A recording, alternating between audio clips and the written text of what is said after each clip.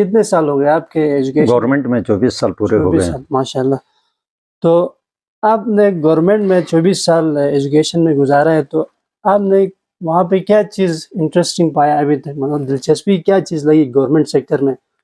آپ نے پرائیویٹ میں بھی پڑھا ہے، تو وہاں پہ کیا چیز نہیں تھی جو گورنمنٹ میں ہے؟ پرائیویٹ میں اور گورنمنٹ میں فرق تو بہت زیادہ ہے. گورنمنٹ کے اندر جتنے بھی اساتذہ ہوتے ہیں یا سٹاف ہوتا ہے وہ ٹرین ہوتا ہے. پرائیویٹ اسکولوں میں ٹرین ٹیچر نہیں ہوتے ہیں، جو سٹاف ہوتا ہے وہ ٹرین نہ ہونے کی وجہ سے مشکلات بہت زیادہ ہوتی ہیں، جبکہ گورنمنٹ میں ایسا کچھ نہیں ہے. وہاں پہ ٹرین ہے، سب کچھ جو کچھ کیا جاتا ہے وہ سوچ سمجھ کے کرتے ہیں. یہ فرق ہے. تو سر اگر ہم دیکھیں تو ابھی گورنمنٹ سے نہیں بلکہ پرائیویٹ اسکولوں سے جو اسٹوڈنٹ پڑھتے ہیں وہ مطلب آگے ان کا اچھی پوسٹ میں جانا ہوتا ہے، لیکن ابھی کمپیئر ٹو گورنمنٹ سیکٹر وہاں سے کہا جا رہا ہے گورنمنٹ میں کون ہے، ہم اپنے بچے کو ڈالتے ہیں وہاں پہ مستقبل خراب. آپ کا کیا نظریہ ہے؟ کیا یہ نظریہ صحیح ہے؟ بات ایسی بھی نہیں ہے. اس وقت تک بھی گورنمنٹ کے اسکول کے بچے اتنا ہی مقابلہ کرتے ہیں پرائیویٹ اسکولوں کے بچوں کے ساتھ جتنا وہ گورنمنٹ کے ساتھ کریں. ریشو اتنا ہی ہے. اب پبلک اسکول بہت زیادہ ہیں، وہاں سے اگر 4-5 کوئی CSS کرتا ہے، کوئی ڈاکٹر بنتا ہے، کوئی انجینئر بنتا ہے، تو 3-4 گورنمنٹ سیکٹر سے بھی بنتے ہیں. تو ریشو تقریباً سیم ہی ہے. اور یہ کہنا بھی غلط ہے کہ گورنمنٹ میں وہ نہیں ہوتا ہے. اس میں بھی بڑے ہیں، کچھ مسائل ہیں، جس میں سب سے پہلی بات یہ ہے کہ جس بچے کو والدین سمجھتے ہیں کہ یہ تھوڑا پڑھ لکھ سکتا ہے، اس کو گورنمنٹ پہ نہیں بھیجتے ہیں، پرائیویٹ سیکٹر میں بھیجا جاتا ہے. تو ظاہر ہے جب گورنمنٹ کے پاس ایسے بچے نہیں آئیں گے جو ڈل قسم کے بچے ہیں، جو کم عقل قسم کے بچے ہیں، وہ ہمارے پاس آتے ہیں، تو ہمیں ان پر بنسبت پرائیویٹ سیکٹر کے ہمیں بہت زیادہ محنت کرنی پڑتی ہے. ہم ان بچوں کو آگے پروموٹ کرتے ہیں جو بالکل ہی کم عقل قسم کا ہو، مطلب انتہائی ڈل قسم کا بچہ، وہ ہمارے پاس آتا ہے. بالکل سر. تو سر آپ نا کلاس روم میں انوائرمنٹ کو کیسے جو ہے نا مینٹین رکھتے ہو؟ فرض کریں وہاں پہ شرارتی لڑکے بھی ہوتے ہیں، ٹھیک ہے، پڑھنے والے بھی لڑکے ہوتے ہیں، سوبر لڑکے بھی ہوتے ہیں، تو ہر قسم کے وہاں پہ مینٹلٹی کے اسٹوڈنٹ آتے ہیں، تو کلاس روم کا وہ ماحول کیسے مینٹین رکھتے ہو آپ لوگ؟ اس میں مختلف ٹیکنیکس ہوتی ہیں. دیکھیں جیسے ایک ٹیچر BEd کرتا ہے، CT کرتا ہے، M.Ed کرتا ہے، تو یہ ساری ٹیکنیک سکھائی جاتی ہیں. ایک بچہ اگر زیادہ شرارتی ہے، وہ زیادہ کلاس کو ڈسٹرب کر رہا ہے، تو اس کو مختلف ڈیوٹیز دی جاتی ہیں، مختلف کاموں میں اس کو مصروف رکھا جاتا ہے. جیسے کہ اس کو ہیڈ بوائے بنایا جاتا ہے. جب اس کو کوئی ڈیوٹی دی جاتی ہے تو پھر وہ اپنے اس شرارتوں سے باز آتا ہے. یا ایک جو انتہائی نالائق قسم کا بچہ ہوتا ہے، اس کو جو لائق قسم کے بچے ہیں ان کے ساتھ ملا کر رکھا جاتا ہے، تاکہ وہ جسے کہتے ہیں ہم جوڑی، ایک دوسرے سے وہ سیکھتے بھی ہیں جتنا ٹیچر سے سیکھتے ہیں. یہ ساری چیزیں ہیں جو سکھائی جاتی ہیں، اور ٹیچر آسانی سے اس کو کلاس روم کے اندر وہ کر لیتا ہے. صحیح ہو گیا سر. تو سر اب دیکھیں نا، ہر انسان اپنی جو ہے نا ایک سٹیج تک پہنچتا ہے تو وہ بہت سارے چیلنج سے گزرتا ہے. تو آپ نے ابھی تک کوئی اس طرح کی چیلنج فیس کی ہے کہ ایز اے ٹیچر ہونے کے ناطے؟ ابھی تک تو اللہ کے کرم میں ایسا کوئی چیلنج ہمارے سامنے نہیں آیا ہے، لیکن کبھی کبھی ایسا ہوتا ہے بچوں کے ساتھ گورنمنٹ کے اسکولوں میں، کیونکہ گورنمنٹ کے اسکول میں آپ وہ نہیں کر سکتے ہیں جو آپ چاہتے ہیں. مطلب وہاں پہ یہ ہوتا ہے کہ جو آپ کا سلیبس ہوتا ہے، جو آپ کو آپ سے ہدایات ملتی ہیں، اسی پہ آپ نے چلنا ہوتا ہے. وہاں پہ انسان اپنی مرضی سے وہ نہیں کر سکتا ہے، کیونکہ گورنمنٹ کے اندر سلیبس کے اوپر زیادہ زور دیا جاتا ہے، جبکہ پرائیویٹ سیکٹر میں آپ کے دوسرے کاموں میں جو آؤٹ ڈور ایکٹیویٹیز ہوتی ہیں وہ اس پہ زیادہ فوکس کیا جاتا ہے. تو یہ تھوڑا سا فرق ہوتا ہے. صحیح ہو گیا سر. باقی کوئی گورنمنٹ میں ایسی کوئی چیلنجز نہیں ہوتی ہیں، آپ کو پڑھانے کا بھرپور موقع دیا جاتا ہے. یہ اب آپ کی ڈیوٹی ہے کہ آپ کتنا پڑھاتے ہیں اور کتنا آپ کم چوری کرتے ہیں. بالکل سر، ایسا ہی ہے سر. تو سر آپ اسٹوڈنٹ میں ایک کامیاب اسٹوڈنٹ کو کیسے دیکھتے ہو، کس اینگل سے دیکھتے ہو؟ آیا کہ وہ کوئی پوزیشن میں جاتا ہے تو اس کو اس حساب سے اس کی سکسیس کو دیکھتے ہو، یا کوئی ایک بڑا جو ہے نا بزنس مین بنتا ہے تو اس کو اس اینگل سے دیکھتے ہو؟ آپ کا کیا مطلب اس میں تو یہ ہے کہ ہمارے معاشرے کی ہم بات کریں گے، ہم اپنی پہلے بات نہیں کریں گے، اپنی بات بعد میں کریں گے. معاشرہ ہمارا یہ دیکھتا ہے کہ اگر کوئی بچہ ڈاکٹر بنتا ہے، انجینئر بنتا ہے، AC بنتا ہے، DC بنتا ہے، اس کو کامیاب سمجھتے ہیں. ان کے دنیا میں کامیاب انسان وہ ہے جو اپنے اچھائی اور برائی کو سمجھ سکتا ہو. بالکل سر. تعلیم یہ نہیں ہے تعلیم آپ کو مطلب جاب کے لیے یا اس کے لیے، تو صرف ہمارے یہاں پر یہ رواج ہے کہ ہم پڑھتے اسی لیے ہیں کہ ہمیں کوئی اچھی نوکری ملے، جبکہ جو ڈیولپنگ کنٹریز ہیں، جو ترقی یافتہ ممالک ہیں، اس میں پڑھتے اس لیے کہ ان کے اندر شعور آ جائے، اپنے اچھے اور برے کو سمجھیں، تو یہ چیزیں ہیں۔ ٹھیک ہو گیا۔ تو سر آپ جاب کو زیادہ ترجیح دیتے ہو یا اس کو کیا کہتے ہیں، ایک ٹیچر ہونے کے ناطے بزنس کو زیادہ ترجیح دیتے ہو؟ اسٹوڈنٹ کو کیا موٹیویٹ کرو گے؟ اس میں دیکھیں، آپ کو حضرت امام جعفر صادق علیہ السلام کا ایک حدیث آپ کو سناتا ہوں۔ حضرت امام جعفر صادق علیہ السلام فرماتے ہیں کہ اللہ تعالیٰ نے 97% جو دولت ہے وہ کاروبار میں رکھا ہے، 97%، 97، اور 3% نوکری میں ہے۔ تو اب یہ ہمارا المیہ یہ ہے کہ 97% ہمارے جو نوجوان ہیں، جو پڑھے لکھے ہیں، وہ نوکری کے پیچھے جاتے ہیں، اور 3% جو بچتے ہیں وہ 97% رزق کے پیچھے جاتے ہیں، جبکہ 97% لوگ وہ 3% کے پیچھے دوڑ رہے ہیں۔ یہ ہمارے معاشرے میں تھوڑا الٹا ہو گیا ہے۔ بالکل صحیح۔ تو اگر ہم دیکھیں تو اولیاء انبیاء جتنے بھی گزرے ہیں، وہ ان کا پورا پروفیشن ہی، شعبہ ہی کاروبار میں تھا۔ بالکل ایسا ہی ہے، وہ معلم بھی رہے ہیں، بالکل مختلف پیشے بھی انہوں نے اختیار کیے ہیں۔ تو یہ انہوں نے جو اختیار کیا وہ صرف ہمیں سمجھانے کے لیے کہ اللہ تعالیٰ نے ان چیزوں پہ آپ کے لیے دولت رکھی ہے، آپ کے لیے آمدنی رکھی، کامیابی رکھی ہے۔ تو وہ محمد یونس بھی یہی کہہ رہا ہے نا سر، وہ نوبل laureate ہے اکانومی میں، اس کو نوبل پیس پرائز ملا ہے۔ ابھی ریسنٹلی وہ بنگلہ دیش کا پرائم منسٹر اس کو سلیکٹ کیا ہے، کہہ رہا ہے کہ وہ جاب کریٹر بنو، جاب سیکر نہیں بنو، بلکہ جاب پیدا کرنے والا بنو، بلکہ جاب تلاش کرنے والا نہ بنو، کہہ رہا ہے۔ بالکل ایسا ہی، لیکن یہ تو اس جگہ پہ ہوتا ہے، ہمارے یہاں پہ ایسا کم ہوتا ہے، کیونکہ ہمارے یہاں پہ آپ کوئی انڈسٹری آپ نہیں لگا سکتے ہیں، کوئی دوسرا ایسا کاروبار، جیسے آپ دیکھ رہے ہیں کہ زیادہ سے زیادہ آپ ایک دکان کھول سکتے ہیں، ٹھیک ہے کہ نہیں، اس میں ایک آدمی کو آپ جاب دے سکتے ہیں، زیادہ کو نہیں، کیونکہ ہمارے فار فلانگ ایریاز سے ہمارا تعلق ہے، تو یہاں پہ وہ چیزیں نہیں ہوتی ہیں جس میں آپ انویسٹ کریں اور دوسروں کے لیے جاب مہیا کریں، یہ چیزیں ہمارے یہاں بہت کم ہوتی ہیں۔ سر یہ ایک انگریز نے بھی کہا ہے نا، گلگت بلتستان والے ایک سونے کی کان کے اوپر جھونپڑی بنا کے بیٹھے ہوئے ہیں۔ تو دیکھا جائے تو یہاں پہ اتنے ریسورسز ہیں، منرلس ہیں، اگر ہم اس کو ٹھیک نہیں باہر لائیں گے، وہ چھپے ہوئے ہیں، دیکھا جائے مختلف ہے اس میں۔ اس کے لیے بھی ہے نا، آپ کے پاس پہلے تو آپ کے پاس سی ریسورسز ہونا چاہیے اس کو نکالنے کے لیے، بالکل آپ پہلے اس پہ انویسٹ کریں گے۔ آپ یہاں پہ آپ دیکھ رہے ہیں کہ سب لوگ چھوٹی چھوٹی نوکریاں کر رہے ہوتے ہیں، جس سے اپنا گزارا بڑی مشکل سے ہوتا ہے، تو یہاں وہ انویسٹ کیسے کریں گے؟ ان خزانوں کو نکالنے کے لیے پہلے انویسٹ کرنا ہوتا ہے، پھر وہ خزانے آپ کو کے کام آئیں گے۔ تو یہاں پہ یہ وہ بھی ہے نا سر، کیا کہتے ہیں، ٹورزم کا بہت بڑا کہہ رہے ہیں کہ ایک ہب ہے گلگت بلتستان، اور ہمارے نوجوانوں کے لیے تو یہ اس کی طرف نہیں جا رہے ہیں، تو کیا وجوہات ہو سکتی آپ اس کی طرف بھی لوگوں نے ان کا رجحان بڑھتا جا رہا ہے، لوگ اس طرف بھی توجہ دے رہے ہیں، ٹورزم کی طرف۔ وہ ابھی کافی یہاں پہ آپ نے دیکھا ہوگا استور میں بھی کافی ہوٹلز بن رہے ہیں، پھر ہٹ سے ہیں، راما کی سائڈ پہ آپ جائیں، دیوسئی کی سائڈ پہ جائیں، تو بہت سارے لوگوں کا روزگار اس سے بھی منسلک ہوا ہے۔ تو ابھی ریسنٹلی چند سالوں میں یہ چیز پروموٹ ہوئی ہے، تو لوگ اس طرف جا رہے ہیں ابھی۔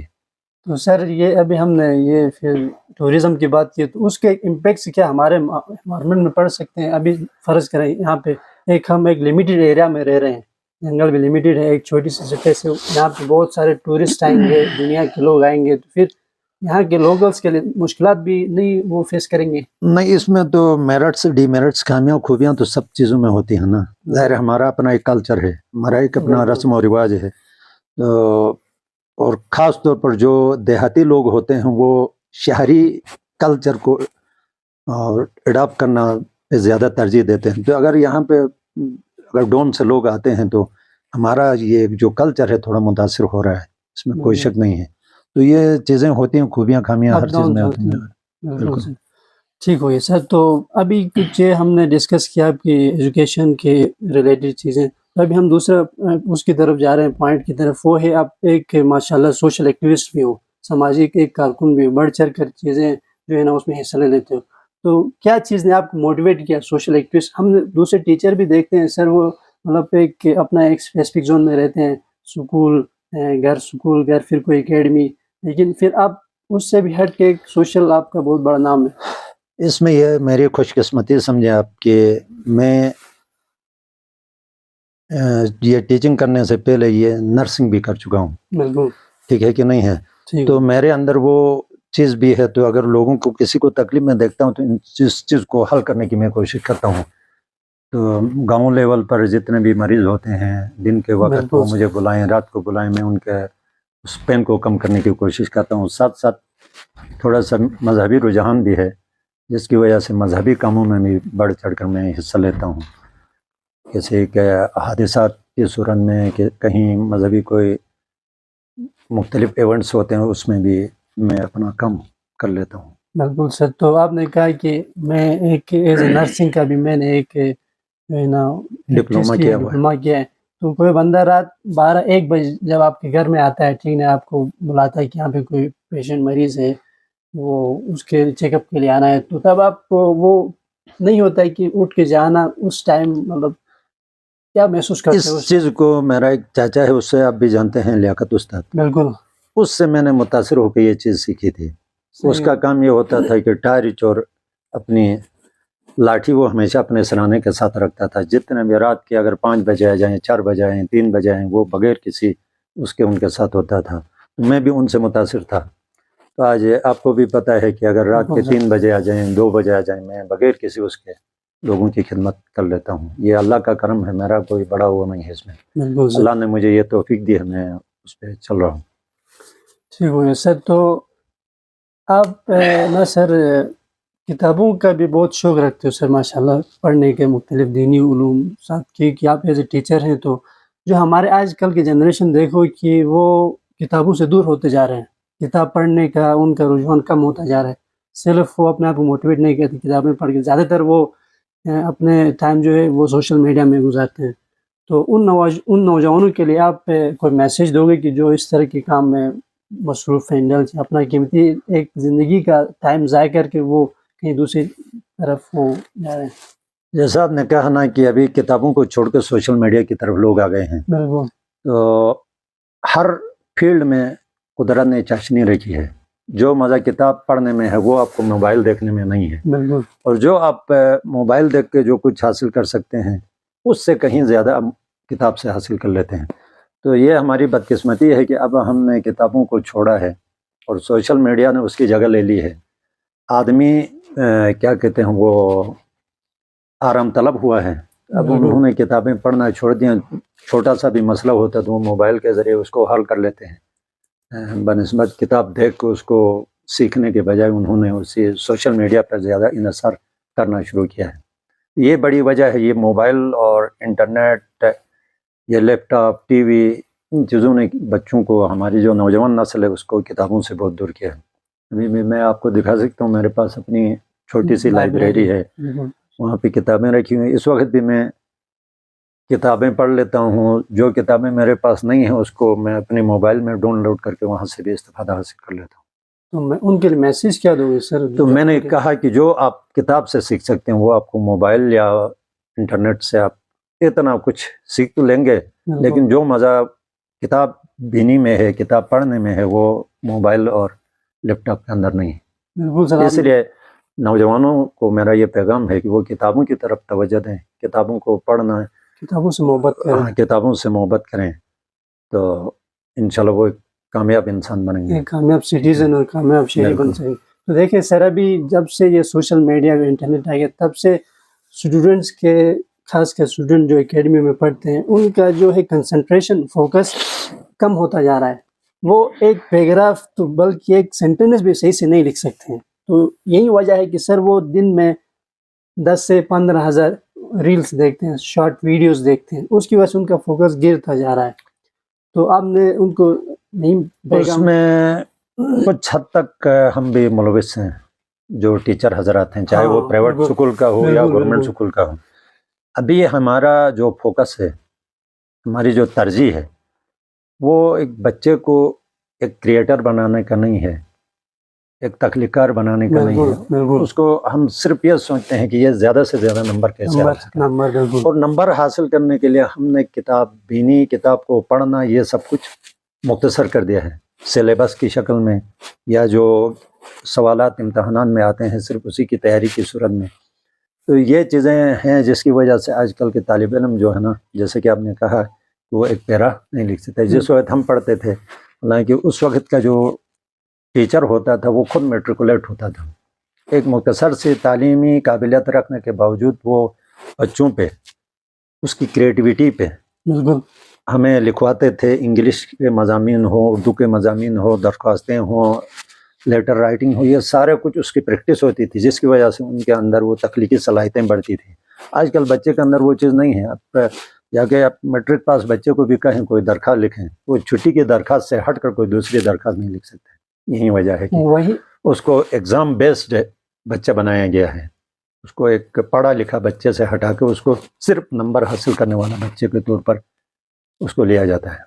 سر پھر اس ڈگری کا کیا فائدہ؟ کل وہ بندہ جو ہے نا ٹاپر بنے گا یا تین اچھی ڈگری میں نمبر حاصل کرے گا، پریکٹیکلی زیرو ہوگا، پھر اس کا آج کل کے دور میں وہی بچہ کامیاب ہے جو 1100 میں سے 1095 نمبر، 1080 نمبر لیتا ہے. چاہے بے شک اس کو کل نیچے اس کے ایسے رائٹنگ میں، لیٹر رائٹنگ میں، دوسرے جو پرپوزلس ہوتے ہیں وہ بنانے میں بے شک اس کے قابلیت نہیں ہو، لیکن وہ ایک ڈاکٹر بنے، ایک انجینئر بنے، لوگ یہی دیکھتے ہیں. پھر وہ ایک اچھا ڈاکٹر بھی نہیں بن سکتا. ایک اچھا ڈاکٹر تو نہیں بن سکتا، ایک اچھا انجینئر بھی نہیں بن سکتا. اس کی وجہ تو آپ دیکھ رہے ہیں نا، ہمارے روزمرہ کے جو معاملات ہیں. بالکل سر، ہمیں ایک چھوٹے سا کام کے لیے ہمارے جو انجینئر ہوتے ہیں یا ہمارے جو ڈاکٹر ہوتے ہیں، وہ ہمیں چائنا کی طرف دیکھنا ہوتا ہے. معمولی سے کام ہو تو چائنا سے کوئی آئے گا، وہ ہمارا یہی وجہ ہے جو ہم نے اس کو صرف ایگزام بیسڈ بنایا ہے.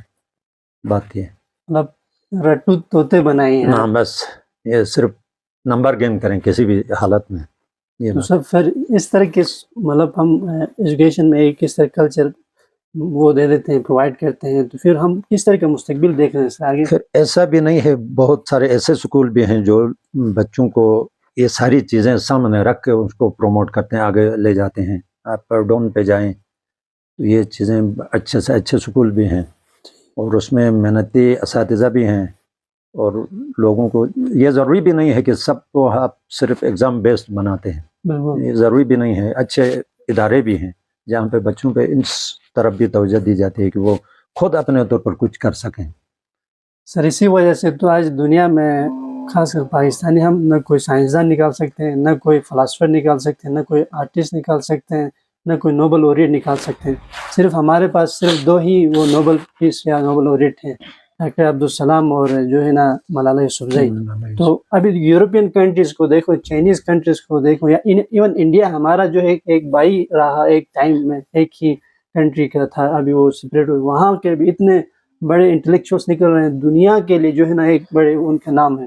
تو اسی جو ہے ایجوکیشن بیس پہ جو ہے نا ہم ایسے رٹو طوطے نکال دیں، وہ کوئی کام کی نہیں. بات یہ بھی نہیں ہے، ہمارے ہاں بھی بڑے کریم قسم کے لوگ ہیں، بڑے پائے کے لوگ ہیں، لیکن ہمارے ملکی حالت تو ہم سب کو پتہ ہے کہ ہم ان سے استفادہ حاصل نہیں کر سکتے ہیں، ان کو اچھی جاب نہیں دے سکتے ہیں، جس کی وجہ سے جو ہمارے انٹلیکچوئل ہیں، جو قابل لوگ ہیں، وہ اس ملک کو چھوڑ کے باہر کی طرف جا رہے ہیں. وہ اپنی خدمات یہاں دینے کے بجائے دوسرے ملکوں میں دینے کو ترجیح دیتے ہیں. اس کی وجہ یہ ہے کہ یہاں پہ اچھی سیلری نہیں ہے. بالکل. تو انہیں انسان ظاہر ہے وہ پیسے کے پیچھے دوڑتا ہے، تو وہ پیسہ حاصل کرنے کے لیے بیرون ملک جاتا ہے. تو ان کی جو قابلیت ہے، اسی قابلیت کو سامنے رکھتے ہوئے یہاں پہ وہ ان کے لیے مواقع نہیں ہیں ان کو آگے بڑھنے کے لیے. تو ظاہر ہے اچھا پڑھا لکھا سارا نوجوان نسل باہر جائیں گے تو ہمارے پاس کون نکلے گا پھر؟ بالکل سر. اس سال کوئی رپورٹ تھی سر، کوئی تقریباً اسٹوڈنٹ صرف 8 لاکھ اسٹوڈنٹ باہر گئے. پھر فی الحال کل پرسوں میں خبروں میں دیکھ رہا تھا، وہ تقریر ہو رہی تھی، وہاں جو مقرر تھا وہ کہہ رہا تھا کہ 25,000 پچھلے 2 سے 3 مہینے میں 25,000 لوگ باہر گئے.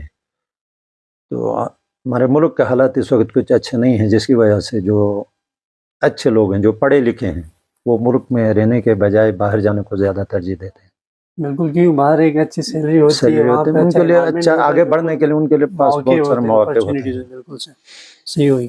تو سر آپ جو ہے نا ایگریکلچر میں بہت بڑے پیشنیٹ ہو اور پلانٹنگ وغیرہ میں، درخت وغیرہ لگانے میں، تو یہ آپ کو یہ انٹرسٹ کیسے ڈیولپ ہو گیا؟ ابھی دیکھیں یہ درخت لگانا، ان کے ساتھ چھیڑنا، پیوند کاری کرنا، قلم کاری کرنا، یہ میرا بچپن سے شوق ہے.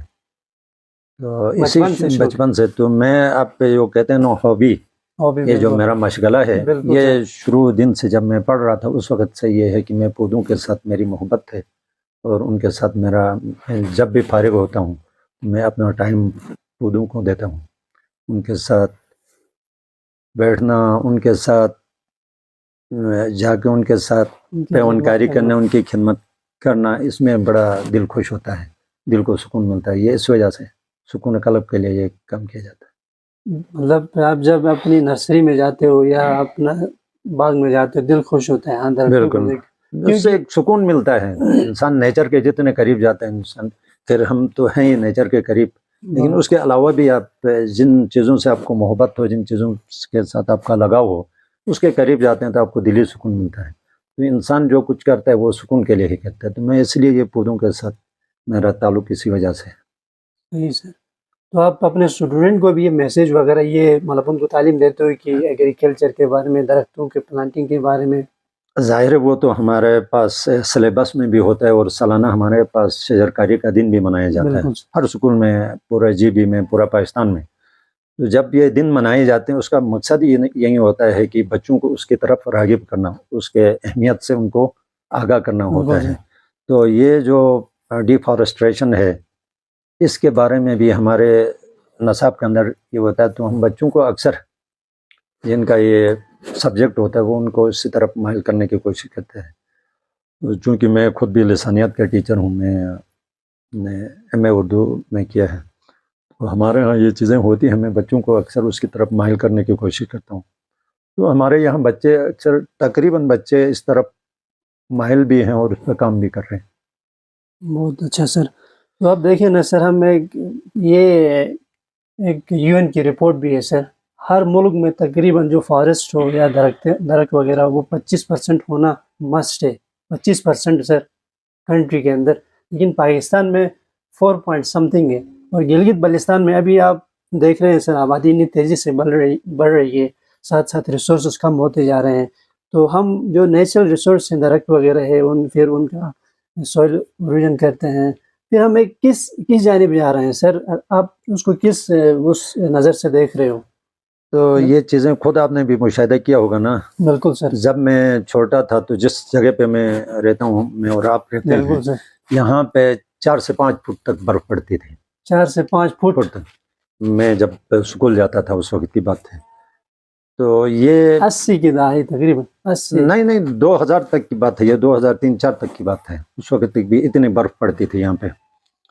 تو کیونکہ ہمارے ارد گرد میں جنگل کافی تھا، بالکل سر، اس وجہ سے وہ اٹریکشن بارش کی، برف باری کی وہ زیادہ ہوتی تھی، تو یہاں پہ برف زیادہ پڑتی تھی۔ لیکن بدقسمتی ہمارے یہ ہے کہ ہم نے جنگلات کے ساتھ وہ کام کیا جو ستیلے بچے کے ساتھ کیا جاتا ہے۔ ہم نے یہ نہیں دیکھا کہ یہ ہمارا مستقبل ہے، اس کو بچائیں گے ہمارا مستقبل بچ جائے گا، بس جو اس کے سامنے جو آیا اس کو کاٹ کو اٹھا لیا۔ اور آج ہماری یہ حالت ہے کہ آپ جا کے اپریل مئی میں یہاں پہ برف باری ہوتی، جو برف باری کا سیزن ہے اس میں برف باری ہوتی نہیں ہے، کلائمیٹک چینج جو آ گیا ہے، شفٹ آ گیا ہے۔ اور اس وقت بھی آپ دیکھ رہے ہیں یہ فروری کا مہینہ ہے اور 3 انچ سے 2 انچ تک برف ہے باہر۔ اس وقت یہاں پہ فٹوں کے حساب سے برف ہوا کرتی تھی۔ یہ ساری چیزیں یہ جو انسان نے اپنے جنگلات کے ساتھ جو ظالمانہ سلوک کیا ہے اس کی وجہ سے یہ ہوا ہے۔ تو ہمیں زیادہ سے زیادہ ابھی لوگوں کا رجحان بھی بڑھ رہا ہے، لوگ اس طرف توجہ دے رہے ہیں، وہ اپنے ذاتی رقبے میں درخت لگا رہے ہیں، وہ میوہ بھی ہوتے ہیں، غیر میوہ بھی ہوتے ہیں، اس کی طرف ابھی لوگوں نے آنا شروع کیا ہے، اور یہ ایک اچھا مثبت اقدام ہے۔ اگر ہم ایسا نہیں کریں گے تو ہم اپنے مستقبل کو بچا نہیں سکتے ہیں۔ یہ آپ کو پتہ نہیں ہوگا کیونکہ میرا آنا جانا رہتا ہے آگے گلیشر سائڈ پہ۔ بالکل سر، تو ہمارے گلیشر جو نا، جب ہم چھوٹے تھے، ہم اسکول پڑھتے تھے، ایک جگہ ہے بالکل وہاں پہ تقریباً کوئی 3 سے 3.5 کلومیٹر چوڑائی میں گلیشر تھی، وہ ابھی سکڑ کے 2 کلومیٹر پہ آ گئی ہے۔ 2 کلومیٹر 2 سے 2.5 کلومیٹر، اتنا مطلب اتنی تیزی کے ساتھ وہ سکڑنا شروع ہو گئی ہے، میلٹنگ ہو رہی ہے۔ تو پچھلے سال کوئی چائنیز کہہ رہا تھا کہ 24 فٹ جو ہے نا نیچے چلی گئی ہے اس کی جو ہائٹ تھی۔ اتنا ملٹنگ ہو رہا ہے، اتنا مطلب وہ تیزی سے۔ پگھل رہی ہے تیزی کے ساتھ. ایک سال میں اگر 24 فٹ نیچے چلی جائے تو آپ خود اندازہ لگائیں کہ کیا ہوگا ہمارا مستقبل. تو مطلب سر اگر اس طرح تیزی کے ساتھ ہمارے گلیشیئر، بلکہ ہمارا نہیں بلکہ پوری گلگت بلتستان، پورا پاکستان کے اندر ہے، میں پورے پاکستان میں ایسا ہے. ہم ظاہر گلیشیئر تو ہمارے یہاں پہ ہیں، تو یہ ہمارے یہاں پہ وہ تیزی سے پگھل رہے ہیں. بالکل سر. تو اس کے لیے حکومت کے لیے بھی، حکومت درخت مہیا کرتے ہیں لاکھوں کے حساب سے، وہ درخت یہاں پہ لوگوں کو دیے جاتے ہیں، لیکن اس کا فالو اپ نہیں ہوتا. فالو اپ نہ ہونے کی وجہ سے یہ درخت، اگر ایک بندے نے 100 درخت لگائے ہیں تو جیسے آپ کو معلوم ہے نا کہ ہمارے یہاں آزاد گھاس چرائی ہوتی ہے، بالکل سر. جانور جو ہے نا وہ آزاد پھر رہے ہوتے ہیں، بالکل. وہ سب سے زیادہ درختوں کو نقصان پہنچاتے ہیں. تو یہ فالو اپ نہ ہونے کی وجہ سے یہ ساری چیزیں ہوتی ہیں. اگر گورنمنٹ 100 کی جگہ پہ 50 درخت بھی دے دیں ایک بندے کو ایک سال میں، 25 بھی دے دیں، 20 بھی دے دیں، لیکن پراپر اس کی جو ہے نا دیکھ بھال کے لیے اس کو موٹیویٹ کریں، اس کی طرف توجہ دیں، تو یہ 100 اور 200 پودے دینے سے وہ زیادہ بہتر رہے گا. میری یہ گزارش ہے گورنمنٹ سے. بالکل سر. آپ دیکھیں نا سر، یہ جو جنگل ہے یا فارسٹ ہے، یہ کہا جا رہا ہے کہ ایک جو درخت ہے وہ کوئی 7 یا کتنے بچوں کے لیے، جب جو نیو بورن بیبیز ہوتے ہیں ان کے لیے آکسیجن مہیا کرتی ہے. تو اب دیکھیں نا، ہم اس چیز پہ غور نہیں کرتے. دیکھیں انسان نے جب بھی فطرت کے ساتھ چھیڑنا، اس کے ساتھ کھیلنا شروع کیا ہے، وہ اس نے نقصان ہی اٹھایا ہے. دیکھیں ہمارے ہاں جب ہم چھوٹے ہوا کرتے تھے، یہاں پہ مارخور، ہرن، بیڑیے، لومڑیاں، شیر، چیتا، یہ سب ہوا کرتے تھے.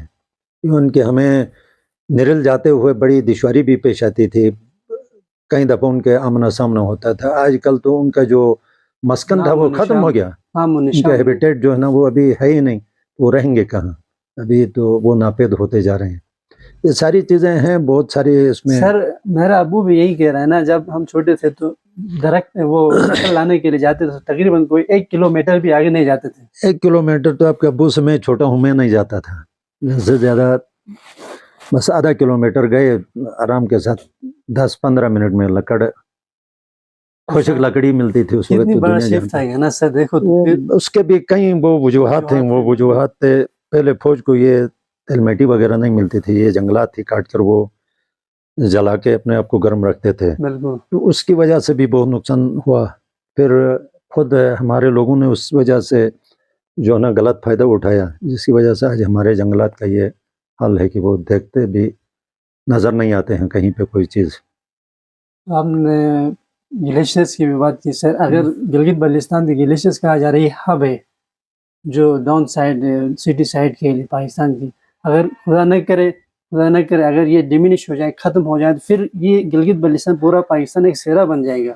کیا خیال ہے؟ ظاہر ہے وہ تو لوگ اب دیکھنا اسی پہ تو کام کر رہے ہوتے ہیں. اگر ہمارے پاس گلیشیئر نہ ہو تو ہمارا جو ڈون ہے وہ آباد ہی نہیں ہو سکتا. جب ڈون پہ آبادکاری نہیں ہوگی تو ہمارا جینا ہی محال ہو جائے گا. ٹھیک ہے کہ نہیں ہے؟ تو یہ سارا انحصار، یہ ایک چین ہے. جنگل ہو، جنگل کے ساتھ مختلف جانور ہوں، اس کے ساتھ برف باری ہو، یہ ساری چین ہے. چین میں ایک چیز کو بھی آپ اس وہاں سے ہٹا لیتے ہیں تو ڈسٹرب کریں گے تو پھر سارا چیز خود بخود ڈسٹرب ہو جاتا ہے. تو آپ نوجوانوں کے لیے، خاص کر نوجوان جو ہیں وہ کل کے لیڈر ہیں، سٹیزنز ہیں، ان کے لیے میسیج وغیرہ کیا دو گے کہ وہ پلانٹس کے ساتھ، اس کے ساتھ محبت کریں، ان کو کٹائی نہ کریں، ہر سال اپنا اخلاقی ایک فرض سمجھ کے جو ہے نا وہ درخت وغیرہ لائیں. ان کے لیے آپ being a teacher, being a social activist sir, آپ ان کے لیے کیا پیغام؟ نوجوانوں کو میرا یہ پیغام ہے کہ وہ جو کچھ پڑھتے ہیں اس پہ عمل کریں صرف بس. اگر اس پہ عمل کریں گے، وہ پودوں سے بھی محبت کریں گے، پودوں سے نفرت نہیں کریں گے، اس کے کٹاؤ کی طرف نہیں جائیں گے، پودے لگانے کی طرف جائیں گے، وہ اپنے ماحول کو صاف ستھرا رکھیں گے. اگر وہ جو کچھ پڑھتے ہیں اس پہ اگر سچے دل کے ساتھ، خلوص نیت کے ساتھ اسی پہ چلیں تو یہ سارے مسائل ہمارے حل ہو سکتے ہیں. ہمارے نوجوانوں کو میرا یہ پیغام ہے، وہ جو کچھ پڑھتے ہیں، جو کچھ اس کے اندر ہے، بس اس پہ خلوص دل کے ساتھ عمل پیرا ہوں. ہمارے سارے مسائل کا حل اسی میں موجود ہے. صحیح ہو گیا سر. تو ابھی دوسری جو میں ایک بہت وہ کریٹیکل سچویشن دیکھ رہا ہوں سر، وہ ہے ہمارا خوراک جو ہم بازار سے وغیرہ خرید کے لاتے ہیں. وہ اتنی زہریلی ہے، وہاں پہ اتنے کیمیکلز بھرے ہوئے ہیں کیونکہ کھاد استعمال ہوتی ہے وہاں پہ، بازاری کھاد استعمال ہو رہی ہوتی ہے. اور میں نے اپنی زندگی میں یہ تجربہ کیا کہ یہاں پہ پہلے وہ ٹوکر کہتے ہیں اس کو اردو میں کیا کہتے ہیں، گراس ٹڈی دل ہاں ٹٹے دل اتنے زیادہ ہوا کرتے تھے، اتنے زیادہ ہوا کرتے تھے، ہم کوئی گاس سے گزر ہی نہیں نہیں سکتے تھے. سکتا تھا. ابھی وہ مکمل ناپید غائب ہو گئے. ناپید ہو گئے. اور یہاں پہ چڑیاں اتنی زیادہ ہوتی تھی جب ان کا سیزن آتا، کوے ختم ہو گئے، ایون کہ خشپسن اس کو وہ بھی ختم ہوتے. بہت سارے میں اپنی زندگی میں اتنا وہ دیکھ رہا ہوں سر، بہت سارے سپیشیز ختم ہوتے جا رہے ہیں. یہ کیوں ہو رہا ہے ویسے؟ اتنے شفٹ، اتنا وہ بڑا چینجنگ ہم اپنی چھوٹی سی ایک لمیٹڈ لائف میں دیکھ رہے ہیں، تو اس کی وجوہات سر یہ جو ہم مختلف قسم کے مہلک قسم کے جو ادویات استعمال کرتے ہیں اسپرے کی صورت میں زمینوں پہ، یہ جڑی بوٹی کو تلف کرنے کے لیے جو خراب قسم کی جڑی بوٹی ہوتی ہے فصل کے ساتھ، اس کو تلف کرنے کے لیے جو اسپرے کیے جاتے ہیں، اب ظاہر ہے اس میں جو ٹڈی دل ہیں، گراس اوپر جو ہوتے ہیں وہ بھی اس میں مرتے ہیں، تو یہ جو پرندے ہوتے ہیں اسی کو کھا جاتے ہیں. ٹھیک ہے کہ نہیں؟ وہ کھانے سے وہ زہر ان پہ منتقل ہوتا ہے، اس طرح ان کا جو ہے نا زندگی خطروں سے دوچار ہو گئی، اور اس طرف بھی وہ ناپید ہوتے جا رہے ہیں. تو یہ پیسٹیسائڈ اور اینٹیسیکٹیسائڈس کا استعمال پہلے تو ہم جانتے بھی نہیں تھے یہ کیا چیزیں ہیں. ابھی چند سالوں سے یہ کچھ استعمال ہو رہا ہے جس کی وجہ سے یہ جو ہمارے جنگلی پرندے تھے وہ بھی ناپید ہوتے جا رہے ہیں. اس کی مین وجہ یہ ہے کیمیائی کھاد کا استعمال. آپ نے کہا ہمارے خوراک، بالکل سر، تو یہ صرف ہمارے یہاں کا مسئلہ نہیں، پورے پاکستان کا ہے. ہم نے مطلب بحیثیت معاشرے میں میں بھی ہوں، آپ بھی نے کبھی اس معاشرے کو ٹھیک کرنے، اپنے آپ کو ٹھیک کرنے کے لیے کبھی بھی نہیں سوچا ہے. ہم اسی پہ لگے ہوئے ہیں کہ کس طرح میں زیادہ سے زیادہ کماؤں، پیسے کماؤں، اور بڑا گھر بناؤں. اس پیسے کمانے کے چکروں میں ہم وہ کچھ کر جاتے ہیں جو ہم اپنی جانوں سے بھی کھیلتے ہیں اور دوسرے کی جانوں سے بھی کھیلتے ہیں، اور آنے والے نسل کو بھی ہم ذہنی طور پر، جسمانی طور پر مفلوج کرنے کے باعث بن رہے ہیں. بالکل سر. اور یہ سب کچھ پیسے کی دوڑ کی وجہ سے ایسا ہوا، لالچ کی وجہ سے زیادہ زیادہ کمانا. کیونکہ یہ پہلے شہروں میں ہوا کرتا تھا ملاوٹ، یہ چیزیں، یہ دیکھا دیکھی، اب تقریباً پورے پاکستان میں یہ چیزیں ہیں. بالکل سر. اس کی وجہ سے جو ہے نا ہماری ایج بھی گھٹتی جا رہی ہے، اور مختلف قسم کی بیماریاں جو ہم نے سنا نہیں تھا ابھی اس طرح کی جو ہے نا سائنٹسٹ یا ڈاکٹرز کہہ رہے ہیں آپ کو یہ بیماری وہ بیماری، ہم پریشان رہتے ہیں. ابھی سروے میں بھی آئے ہیں نا کہ سب سے زیادہ کینسر کے پیشنٹ جو ہیں جی بی سے آتے ہیں. اس کی وجہ یہ ہے کہ ہمارے پاس جو معیاری خوراک ہے وہ ہمیں نہیں مل رہا ہے. اس کی بنیادی وجہ یہ ہے ذائقہ ہی نہیں ہوتا ہے جو فروٹ کھاتے ہیں یا جو ظاہر ہے جو چیز ہم استعمال کر رہے ہیں وہ اس کا معیار ہی ایسا ہو تو ہمیں ٹیسٹ کہاں سے ملے گا؟ اس معیار کے آپ چیز استعمال کریں گے تو پھر جو ہے نا آپ کو ذائقہ بھی ملے گا، آپ کو صحت بھی بنے گی، سب کچھ اسی سے ہوتا ہے. اگر آپ ایک نمبر چیز استعمال کریں، ہمارے یہاں تو اللہ کا کرم یہ ہے کہ چوتھے نمبر کی چیز بھی دستیاب نہیں ہوتی، پانچویں چھٹے نمبر پہ جو ہوتے ہیں وہ ہمیں یہاں ملتے ہیں. تو یہی وجہ ہے کہ اتنی اچھی آب و ہوا، اتنا اچھا پانی، سب کچھ ہمارے پاس خالص وہ ہونے کے باوجود بھی بیماریاں اتنی تیزی کے ساتھ پھیل رہی ہیں. اس کی بنیادی وجہ یہ ہے کہ ہمارے جو کھانا ہے وہ خالص نہیں ہے. بینگ لٹریچر ٹیچر، اپنے آس پاس ہمارے اس میں گلگت بلتستان میں یا استور میں لٹریچر کو کیسے دیکھتے ہو؟ مطلب کلچر کو، لٹریچر کو، آرٹ کو، یہ اس طرف بھی لوگوں کا رجحان بہت زیادہ ہے، لیکن یہاں پہ مواقع بہت کم ہیں.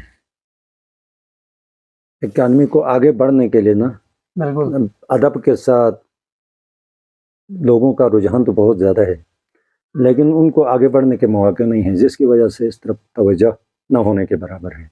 وہ لوگ اسی لیے یہاں پہ نہیں آتے ہیں کہ وہ دیکھتا ہے کہ میرا مستقبل اس میں آگے نہیں ہے. جب آدمی کا مستقبل نہ ہو تو پھر وہ بالکل سر، بالکل. تو ابھی جو ہے نا سر، ہم ایک مسلم کنٹری میں رہتے ہیں، اور بینگ مسلم ہمیں فخر ہے، لیکن ہمارے معاشرے میں دیکھیں سر، چگلی ہو گیا، ملاوٹ ہو گئی، دو نمبری ہو گئی، اس طرح کی چیزیں عام ہیں سر. مسلم ہونے کے ناطے دوسروں سے دہی کرنا ٹھیک نہیں. تو یہ پھر ہم مسلمان ہونے کا فخر پھر کرنا، تو پھر تو یہ وہ نہیں ہو گیا نا سر، کوئی فائدہ نہیں ہے. نہیں، یہ چیزیں جو ہے نا میرے اپنا وہ کردار ہوتا ہے. اسلام نے کبھی بھی نہیں کہا ہے کہ میں دو نمبری کروں، میں کسی کو تکلیف دے دوں، کسی کے بدگوئی کروں، اس کی جو ہے نا غیبت کروں. لیکن معاشرے میں یہ چیزیں بہت سرایت کر گئی ہیں، بہت زیادہ ہیں. بہت دام ہے. تو یہ چیزیں میرے اور آپ کی وجہ سے ہیں، اس کا اسلام سے کوئی تعلق بالکل سر ایسا نہیں ہی ہے. ہے. ٹھیک ہے کہ نہیں ہے؟ تو جس معاشرے میں انسان رہتا ہے وہ اسی کا شکار ہوتا ہے. تو جہاں پہ معاشرہ اس قسم کا ہوگا تو میں بھی جھوٹ بولوں گا، آپ بھی جھوٹ بولیں گے، آپ بھی غیبت کریں گے، میں بھی، بدگوئی ہم سب کے اندر وہ ہو جاتی ہے. تو ہم نے ہمیشہ اپنے آپ کو ٹھیک کرنے کے بارے میں کبھی نہیں سوچا ہے. صحیح. ہم یہی کہتے ہیں معاشرہ خراب ہے جب معاشرہ مجھ سے اور آپ سے بنتا ہے. بالکل سر. تو جب میں اور آپ اپنے آپ کو ٹھیک کریں گے تو معاشرہ خود بخود ٹھیک ہو جائے گا. صحیح ہے.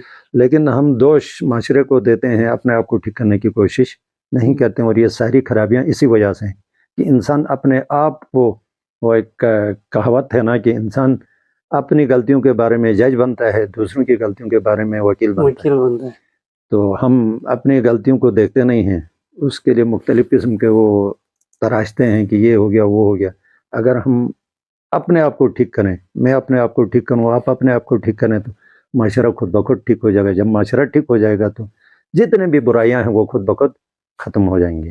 بالکل سر. تو سر لاسٹ میری کوشچن ہے وہ فلسفیکل تھوڑا ٹچ کرتی ہے فلسفی اس میں. تو میننگ آف لائف کیا ہے ویسے، زندگی کا مقصد کیا ہے؟ آپ ایک ٹیچر ہونے کے، ایک ٹیچر، آپ اس کو کیسے ڈیفائن کرتے ہو؟ زندگی کا مقصد تو دیکھیں آپ، قرآن مجید میں ہے کہ میں نے انسان کو پیدا ہی اس لیے کیا ہے کہ وہ میری عبادت کریں. بالکل. علامہ اقبال کہتے ہیں درد دل کے واسطے پیدا کیا انسان کو، ورنہ طاعت کے لیے کچھ کم نہ تھے کرو بیاں. بالکل سر. تو انسان کو اللہ کی عبادت کے ساتھ، اللہ کی وحدانیت کے ساتھ ساتھ درد دل رکھتے ہوئے دوسروں کے لیے درد دل رکھیں اور دوسروں کے کام آئے. یہی زندگی کا جو ہے نا مقصد ہونا اعلیٰ چاہیے. مقصد. بہت شکریہ سر آپ کے قیمتی وقت کا. سر بہت شکریہ. Thank you sir. Thank you so much. شکریہ.